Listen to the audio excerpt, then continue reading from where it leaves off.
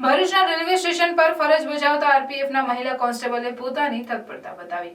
ચાલતી ટ્રેનમાંથી ઉતરવાના પ્રયાસમાં ટ્રેનમાંથી પડી ગયેલી મહિલા મુસાફર પાસે દોડી આવી બહાર ખેંચી કાઢી જીવ બચાવ્યો હતો. ટ્રેનમાંથી ઉતરવાની ઉતાવળમાં કેટલાય લોકો મોતના મુખમાં ધકેલાઈ જતા હોય છે. જો કે અમુક વખતે દેવદૂત બનીને આવેલા લોકો આવા લોકોના જીવ બચાવતા પણ નજરે પડતા હોય છે.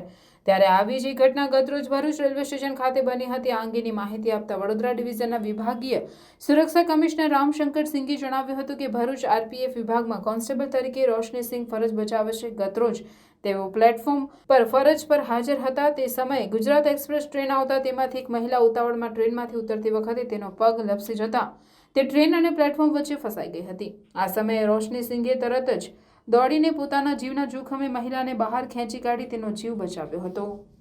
જેની જાણ વડોદરા ડિવિઝનલ રેલવે મેનેજર જીતેન્દ્રસિંહને થતાં તેઓએ રોશનીસિંહને યોગ્ય સ્તરે પુરસ્કાર આપવાની પણ જાહેરાત કરી હતી.